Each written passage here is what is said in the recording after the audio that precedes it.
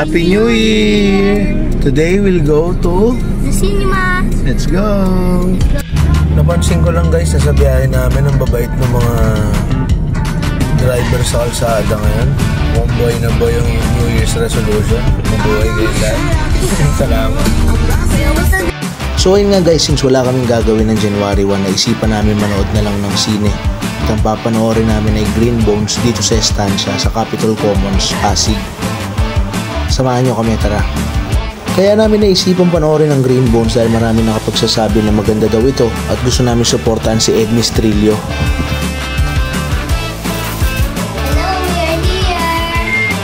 At paglabas nga namin ng elevator ay walang ibang ginawa si RD kundi magtatatakbo. Talagang pinagtatatakbo niya ang loob ng mall. Umorder na nga pala ako agad ng pagkain habang nakapila pa si Angela sa bilihan ng ticket. At habang inihintay ang pagkain ay nagkulitan muna kami magtatay.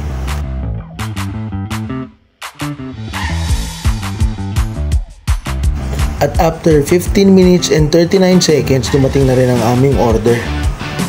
At ayan, umorder kami ng manok dito sa Gongcha. Pero silang kasama dyan JNG fried chicken. Mabisa rin guys. Dumating na ang order pero nakapila pa rin si Angela sa bilihan ng ticket. Sabi niya hintayin na lang namin siya ni RD. Malapit naman na siya.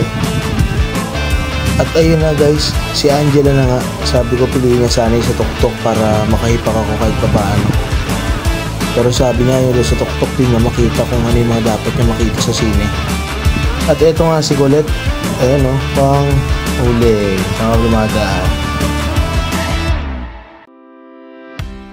At yan, namimili na si Angela kung anong seat ang pipiliin namin. Pinili niya sa bandang gilid. Wow, RD. Nice watch. Can I see? Put it light and inside of it we have watch. Whoa, there's a watch. Baliktad na. If we have a long press, the light Go. will go in. Go, come on. Do a long press here.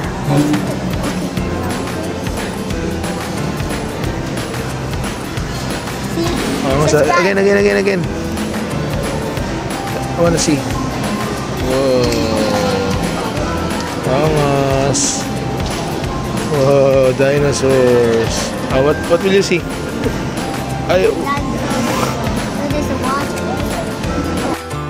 Sobrang di siya mapakali sa kanyang relo. Sobrang enjoy niya yung relo niya. Kasi napakaangas nga naman. Tignan natin ang babaeng paparating.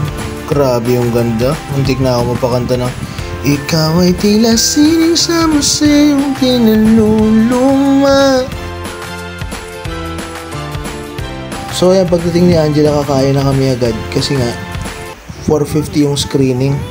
So meron na lang kaming 30 minutes para kumain. So ayan na, food trip na. So yung in-order namin pagkain, isang bucket ng chicken. May kasama na yan 3 plain rice. Tsaka may kasama na rin 3 milk tea. Bumili na rin ako ng extra fried rice. Hindi ko naman pinagsisihan kasi masarap siya. Napakabisa. Pagtapos nga namin kumain ay nag-CR lang kami saglit. Tapos pumasok na kami sa sinehan. Para wala kaming mamiss na isa sa mga scene ni Ednis Trillo. Go. Go. Nakikita niya yung bilog guys. Kaya araw yan ito. Hindi mo lang. Please.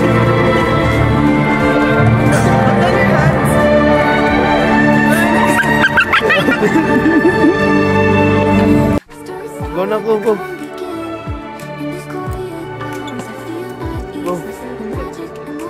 At patuloy pa rin pinapalabas ni RD ang dinosaur niya sa screen. Napakakulit talaga. Tawa ako ng tawa. Pero by the way, napakaganda ng pelikula. Napakaganda ng Green Bones guys. Gantong klase mga pelikula yung i-recommenda mo talaga tapos di ka mapapahiya. Kudos kay Roro Madrid tsaka Ednis Trillo. Napakaganda ng pag-arte niyo. Yan po si RD po nagkapalabasan ko. Come here. Go. You go here in front. Go. Sige po.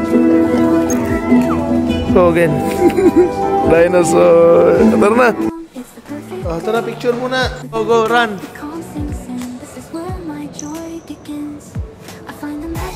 Lang, wait. Dito ako sa likod niya. 1, 2, 3, go.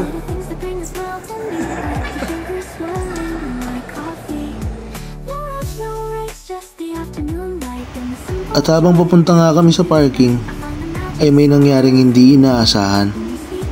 Panoorin niyo itong susunod na video, guys. So ayun guys, nakapulot nga si Angelo ng walang pangalan. Tingnan natin yung laman. Thank you, Lord! Sana all! Buenas! ID, wait! At ayun, pauwi na nga kami. Salamat sa napakagandang araw na to, Lord. Happy New Year sa bawat isa. God bless us always.